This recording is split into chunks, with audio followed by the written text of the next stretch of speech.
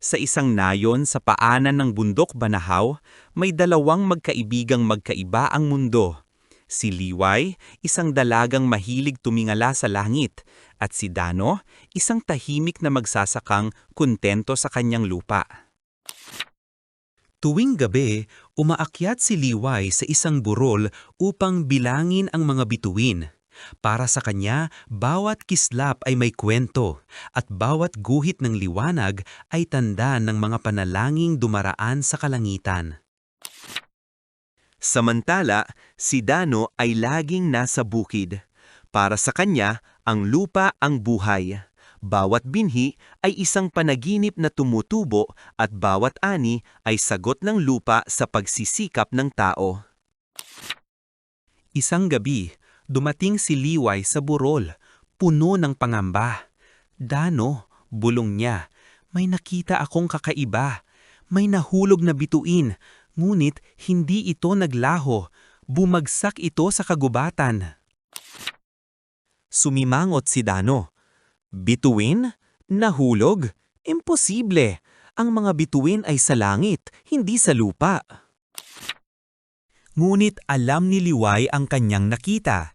Isang nagliliyab at kulay pulang bagay na parang bulalakaw ang gumagsak sa kalaliman ng kagubatan. Kinabukasan, naglakbay sila sa gubat ng magkasama. Habang lumalalim sila, nakaramdam sila ng kakaibang init. Di nagtagal, narating nila ang isang maliit na clearing na puno ng maliwanag na ilaw.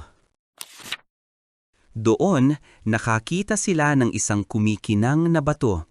Hindi isang ordinaryong bato, kundi parang isang piraso ng langit.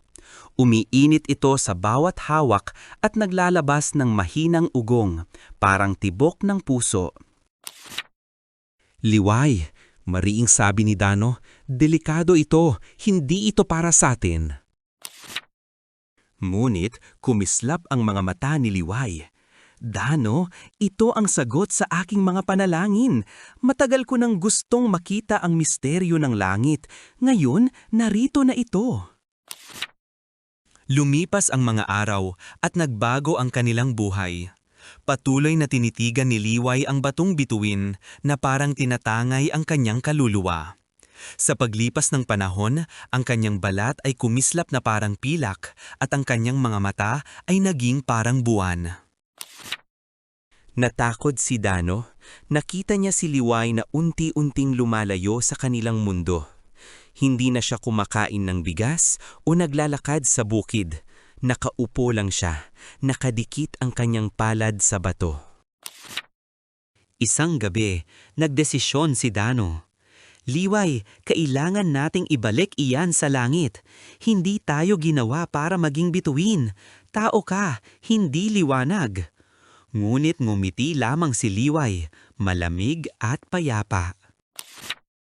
Dano, marahil nagkakamali ka. Siguro hindi talaga akong ipinanganak para sa lupa.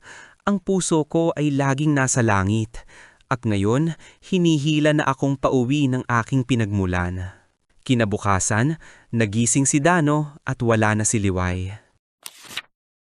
Tumakbo siya sa burol at mula roon nasaksihan niya ang isang himala. Isang bulalakaw ang muling umakyat sa kalangitan at mula rito isinilang ang pinakamaliwanag na bituin sa silangan. Mula noon, tuwing madaling araw, nakikita ng mga tao ang isang bituin na mas maliwanag kaysa sa lahat. Tinawag nila itong bituin ni Liway, isang alaala ng dalagang pinili ang langit kaysa sa lupa. At si Dano, nanatili siya sa bukid, tumitingin sa bituin tuwing gabi.